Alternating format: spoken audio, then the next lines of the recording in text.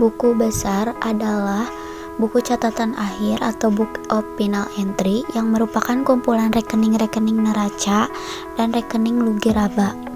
Buku besar juga menampung ringkasan data yang sudah diklasifikasikan yang berasal dari jurnal, sumber data untuk menyusun neraca, sumber laporan laba rugi, dan laporan perubahan modal. Buku pembantu adalah rincian dari rekening-rekening dalam buku besar. Rekening kontrol adalah buku besar yang rinciannya dibuat dalam buku pembantu. Buku pembantu dalam perusahaan manufaktur.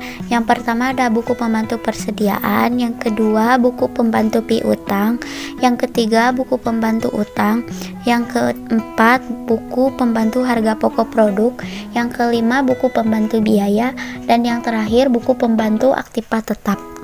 Di sini saya menampilkan beberapa contoh-contohnya. Ada kartu persediaan, ada buku pembantu piutang dan utang, dan ada rekening aktiva tetap.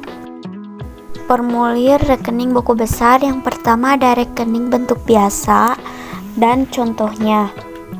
Yang kedua ada rekening saldo dengan satu kolom saldo dan contohnya.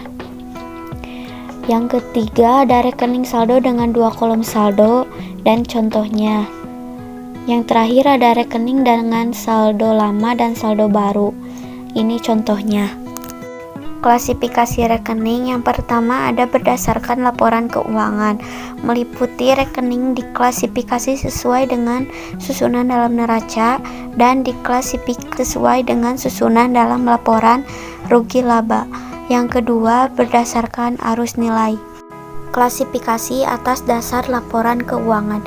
Yang pertama rekening buku besar, yang kedua rekening neraca, yang ketiga masing-masing kelompok dibagi dalam golongan, yang keempat rekening rugi laba, yang kelima masing-masing kelompok dibagi menjadi golongan, yang keenam memberikan kode kepada masing-masing rekening dalam klasifikasi. Kodenya memudahkan proses pengolahan data karena dengan kode, data akan lebih mudah diidentifikasi. Syarat kode yang baik. Yang pertama, kode yang disusun perlu disesuaikan. Yang kedua, setiap kode harus mewakili hanya satu item. Yang ketiga, kode yang dipakai harus memudahkan pemakai. Yang keempat, kode yang disusun harus fleksibel. Yang kelima, setiap kode harus menggunakan jumlah angka dan huruf yang sama. Yang keenam, kode yang panjang perlu dipotong-potong. Yang ketujuh, dalam kode yang panjang perlu diberi kode yang merupakan cek digit. Metode pemberian kode rekening. Yang pertama, kode angka atau alfabet huruf, meliputi kas, piutang, dan sebagainya. Yang kedua, kode angka blok, meliputi 100 sampai 199 aktiva, 200 sampai 299 utang, 300 sampai 399 modal. Yang ketiga, kode angka kelompok. Kode 1 adalah aktiva, kode 2 utang, kode 3 modal, kode 11 aktiva lancar. Yang terakhir kode angka desimal.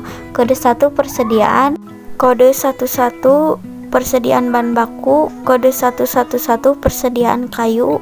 Metode posting. Yang pertama ada metode tangan dan contohnya.